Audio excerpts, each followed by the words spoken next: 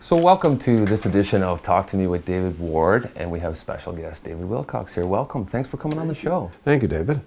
So I just want to dive right in here and sort of, can I ask you, when you were growing up, where did you grow up and sort of your first experience getting into music? Well, my family moved around quite a bit. My father, changed jobs a number of times. We basically vibrated between Montreal and Toronto and settled in Toronto when I was about 4.5, I think. My mother and her family, who were the ones who raised me, my parents split up fairly early, were from Czechoslovakia. So the first music I heard was polkas and classical music. They were very interested in classical music, And sort of, when did you first sort of pick up a guitar and say, this is something I can do, or I really want to do this? Well, along came Elvis Presley. And he really made a deep impression on me. I just thought he was wonderful. And what did Elvis have but a guitar? So I bugged them until they got me one when I was about 10 or 11, I guess. And can you describe what the Toronto scene was like when you were a teen? Did you play in some indie bands, or sort of how did it get started for you? I was on the folk scene mainly. I would go down to Yorkville, and I played in little bluegrass bands and a lot of acoustic music, almost entirely acoustic. When I was about 21, a friend of mine, or 20 actually, a friend of mine had a pawn ticket on a Telecaster, a Fender Telecaster, and said, look, I'm going to lose this guitar unless somebody wants to give me, I think it was $100 or $125, and they can have it. So I did it. I scraped the money up and got this Fender Tele and a little amp, and I was fooling around on it. I don't know why, just to experiment, but I had no great calling to the electric guitar. And then I heard that Ian and Sylvia needed a guitar player. And they were some of my favorite musicians at that time. And I really admired the guitar player they had, Amos Garrett. He was leaving. Ian had a television show called The Ian Tyson Show, which was telecast throughout Canada on CTV and also in parts of the US. And Amos played on the show, and they would back guests such as Dolly Parton. Or no, they didn't back up Dolly Parton, but Anne Murray. She was on the show, though, Dolly was. Anne Murray, Charlie Rich, Bobby Bare, all of whom I got to play with, right? Because I phoned Ian Tyson. I wangled his phone number and wangled an audition and got the job within 2 weeks of my 21st birthday. And that was one of the most amazing things that ever happened to me. Can you describe sort of walking into that audition? Do you remember it? What was it like? Yes, I remember it very vividly. I was terrified, and I didn't know how to turn the amp on because I had played almost no electric guitar, right?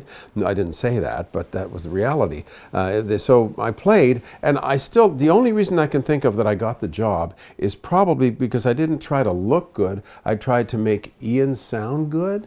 Like, in other words, phrase around the voice or something. I don't know. But they hired me, and I deserve an Oscar because I was on the steps of the house after the audition, and Ian hadn't told me I had the gig yet, but on the steps of the house he said, if you get this job between now, July, and Christmas, you'll make about $8,000. Is that okay? Now, the most money I had ever made in my life was in a bar when I was 17, playing the guitar with fake ID, or playing the bass, yeah, very badly, with fake ID, saying that I was 23, and I'd made $100 that week, which was an awful lot of money for me. So to say that to me, and I kept my face fairly still and said, yes. But inside, it was like somebody was giving me Buckingham Palace or something. So what was it like then, all of a sudden? Like, you're literally, are you saying, like, overnight you're in a fairly recognized band? Yes. You're on television. Well, being on television was fabulous, even for 2 seconds a week, which is what I'd play a little turnaround or something. But the effect was amazing. There was a girl at the bank I thought was pretty, a teller, right? I'd pass her these little notes with my deposit and poems and stuff, and eventually one day she said to me, "Are you on TV?" And we went for lunch, So it was really cool for a 21-year-old, and traveling around, I'd been on a plane once, I think when I was a child. I was flying to Washington, D.C., meeting Waylon Jennings. It was really great. Now, The difficult side was that the musicians were all older and much better than I was, and that was terrifying. In those days, eventually a man named Ben Keith joined the band, who was a great, great musician. He was Neil Young's band leader for a long time, played on Patsy Cline records, stuff like that, and he was a fabulous musician. He played the steel guitar. So in those days, the guitar, in country music, the guitar would play 8 bars and the steel guitar would play 8 bars, or vice versa. And the thing is, I mean, his sound was so angelic and simple and clear, and then I'd have to play, or vice versa. So it was a tall hill to try and climb. And so you were in Great Speckled Bird then, that was in the 70s. So yeah. At what point did you start to feel you wanted to start writing your own stuff and maybe go solo? Well, I was playing my electric guitar and discovering that it took a lot more ability than I thought it did, being a bit of a snob, frankly, as far as the acoustic goes. So I'm playing the electric guitar and discovering that it's really fun and really interesting. And so I decided eventually I decided to leave Ian and Sylvia on very friendly terms because I wanted to play more and experiment more. And I got into a communal band for a while, and then I was hired by Maria Muldaur, wonderful singer from the US who had Midnight at the Oasis for a while. And I just had all these ideas, and I was, I had my first wife encouraged me to go and try it. And I figured, okay, I'm a side person here. This is my gig in life. And if I go and front a band for a couple of weeks or whatever, however long it works, then my singing will improve and my playing will improve because I'll have to solo more. So I'll just do it and try out some of my ideas. And that was 42 or 43 years ago. Do you remember, so you did your first debut album, you had 3 hits on your first album. Do you remember recording that? What did you think was going to happen before you released that first record of yours? I was unsure because it was very difficult to sell. Everything was disco then, and so the record companies didn't really want what I had. And eventually a small label signed it, and we had already recorded it, it took 2 years to get a label to release it. I actually recorded it in '78 and it was released in '80. And they released it and it sold quite well, and that convinced a bigger label to sign us. And that's what happened. And do you ever remember feeling in Canada disadvantaged being a part of the Canadian music industry? I know you had obviously played with some pretty big name people at the point, but you ever feeling like it's a bit of a disadvantage being in Canada? I think that's partly a myth, or largely a myth, because, I mean, yes, there are roughly 10 times as many people in the US. There's also 10 times as many artists. And so I'm a very grateful Canadian, and especially when I see what's happening politically in the U.S. And in other ways, I belong here and I like it very much. Now, would I like it if my music was suddenly a big smash in the U.S.? My ego would like it. But everything comes with a price tag, I was watching that wonderful documentary by Ron Howard on the Beatles, and they paid.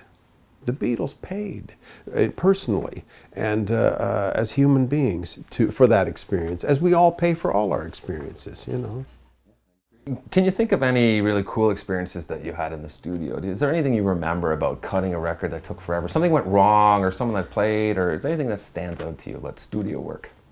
My friend Colin Linden put it, I think, I'm paraphrasing here, but in the way that sometimes there's somebody else in the room. When you get something really magical, it's as if there's a presence in the room, and something happened that the 2 or 3 or 5 people that are there aren't capable of. Do you have any things that you like doing besides music? Oh yeah. Well, I like very much working with recovering alcoholics and drug addicts, which I am one. And I spend quite a bit of time doing that, and that's really a major focus in my life. I like to go for walks. I like to go to the movies with my wife. She doesn't like horror movies, I do, so I generally see them alone. But we like to go to the movies a lot. What do you think, this is kind of a weird question, what do you think was the best time period in Canadian songwriting? I can't point to one. You know what I mean?